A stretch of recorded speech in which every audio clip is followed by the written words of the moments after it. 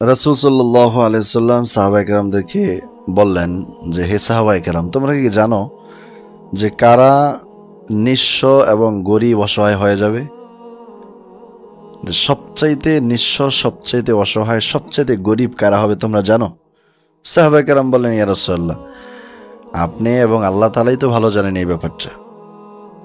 রাসূল সাল্লাল্লাহু আলাইহি ওয়াসাল্লাম বলছেন, শোনো, কিয়ামতের দিন আল্লাহ তাআলা এক ব্যক্তিকে জান্নাতে যাওয়ার ঘোষণা দিবেন।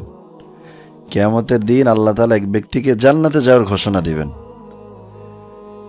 সে আল্লাহ তাআলার জান্নাতের ঘোষণার কথা শুই না, সে আনন্দে জান্নাতের দিকে যখন ছুটবে, ঠিক এমন সময় এক ব্যক্তি আইসা আল্লাহ তাআলাকে বলবে, আল্লাহ, এ কি জান্নাতে চলে যায়?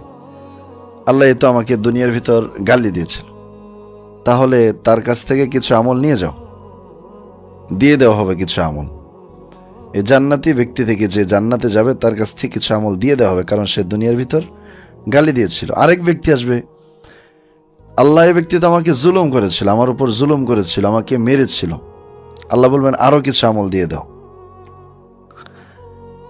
আরেক ব্যক্তি আসবে, আল্লাহ তাআলা, সে আমার উপর মিথ্যা অপবাদ দিয়েছিল, আল্লাহ তাআলা বলবেন, আরো কিছু আমল নিয়ে যাও। এইভাবে অনেক ব্যক্তি আসবে, আসার পরে অনেক মজলুম ব্যক্তি আসবে, যাদের উপর জুলুম করেছিল এই জান্নাতি ব্যক্তি। সকলকে সমস্ত আমল দিতে দিতে এক পর্যায়ে সমস্ত আমল শেষ হয়ে যাবে। কিন্তু আরও কিছু মানুষ আছে যাদেরকে সে জুলুম করেছিল, আরও কিছু মানুষ রয়ে যাবে। আল্লাহ তাআলাকে বলবে, আল্লাহ, এ ব্যক্তি তো আমাদেরকেও জুলুম করেছিল, আমাদের উপর অত্যাচার করেছিল।